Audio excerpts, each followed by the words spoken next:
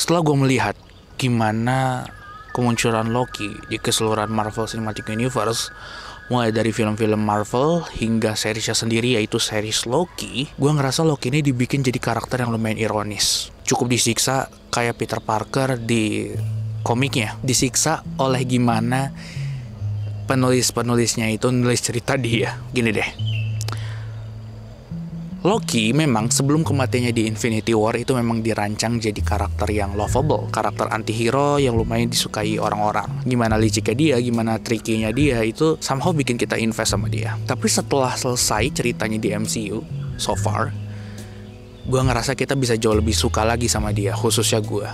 Kita harus ingat kalau misalnya pada awalnya dia itu adalah seorang penjahat. Gue gak begitu ngelihat gimana kemunculan dia di film Thor, karena Thor itu adalah salah satu film yang gak begitu gue tonton sebenarnya. Tapi kalau misalnya kita ngelihat gimana dia di Avengers, yang dia lakukan itu sebenarnya gak bisa dimaafkan begitu saja. Lu harus ingat kalau misalnya dia sempat ngancurin bola mata orang hidup-hidup cuma untuk membuka akses kunci rahasia, dan dia juga ngebunuh salah satu karakter lovable dari S.H.I.E.L.D. yaitu Phil Coulson di depan sahabatnya sendiri, Nick Fury. Mungkin dua itu yang bisa kalian ingat untuk ingetin kita kalau misalnya dia itu ya sebenarnya penjahat yang pernah melakukan hal kejam lah gitu.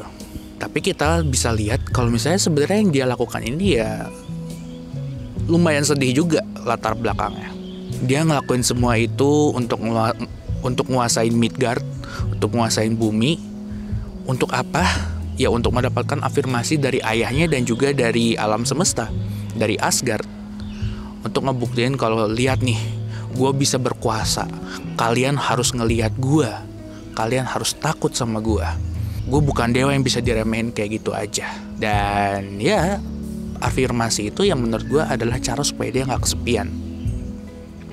Kita lihat gimana dia adalah seorang anak angkat dari Odin yang gak seistimewa Thor. Dia gak dapet tahta ayahnya, dan dia ngerasa dia gak dapet perhatian sebesar Thor dari ibunya.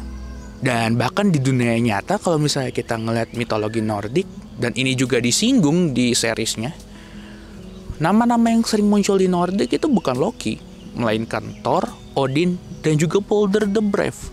Yang mana Balder sendiri sebenarnya di MCU belum muncul. Jadi ya cara termudah untuk mendapatkan perhatian orang ya mencari afirmasi itu, mendiktator orang yang lebih lemah gitu. Jadi ya kesimpulannya, kejahatan yang pernah dia lakukan adalah agar dia tidak kesepian.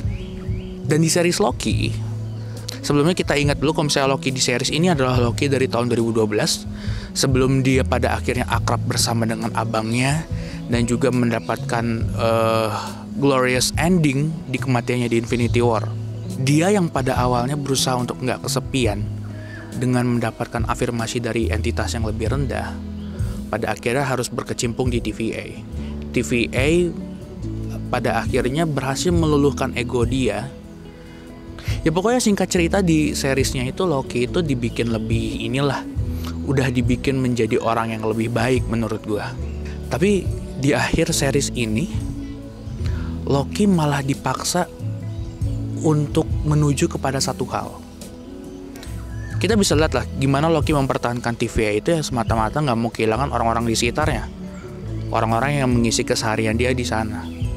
Tapi agar tidak kehilangan mereka, mau gak mau Loki harus mengorbankan dirinya sendiri di ruang hampa sendirian, menghadapi ketakutan terbesarnya dia, yang menjadi alasan dia mencari glorious purpose, yaitu kesepian dan kesendirian. Dan ya, kalau dia tidak menyelamatkan TVA, dia akan sendiri. Kalaupun dia menyelamatkannya, dia tetap akan sendiri. Ya mau gak mau pada akhirnya dia dipaksa harus sendiri. Well, walaupun ketika dia memutuskan untuk sendiri karena menyelamatkan teman-temannya, menyelamatkan TVA, seenggaknya nama dia akan diingat oleh orang. Walaupun dia tidak dilihat oleh warga Asgard, oleh keluarganya, seenggaknya dia dilihat oleh TVA sebagai orang yang berjasa, sebagai orang yang telah memenuhi glorious purpose-nya. Ironis sih. Ya sejauh ini bisa dibilang pada akhirnya karakter Loki mungkin akan menjadi karakter MCU yang paling gue suka dibandingin karakter-karakter lainnya. Perjalanan Iron Man dari yang arogan menjadi seorang penyelamat yang merelakan keluarga kecil impiannya memang sedih, tapi pada akhirnya dia berhasil memenuhi dan menghadapi ketakutannya. Dia udah gak takut lagi merasa gak bisa melindungi keluarganya. Dia udah memenuhi keinginannya untuk menjadi orang yang berguna. Sedangkan Loki, memang dia berhasil memenuhi glorious purpose, tapi alasan dibalik glorious purpose-nya itu ya bahkan gak dia dapatkan. Dia tetap terus kesepian walaupun udah mencapai glorious purpose-nya. Damn.